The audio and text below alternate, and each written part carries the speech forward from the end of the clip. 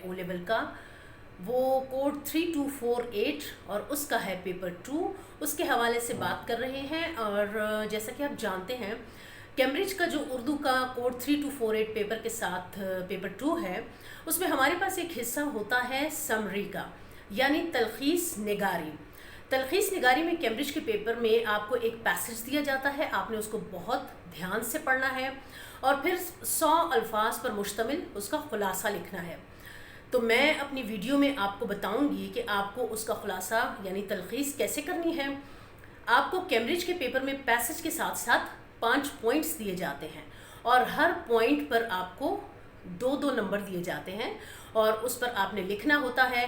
अब इसको आपने लिखना कैसे है, मैं कैम्ब्रिज के पास्ट पेपर से कुछ चीज़ें सिलेक्ट करके, कुछ तलखीस का हिस्सा, कुछ पैसेजेस सिलेक्ट करके उसको सॉल्व करके आपको दिखाती हूँ।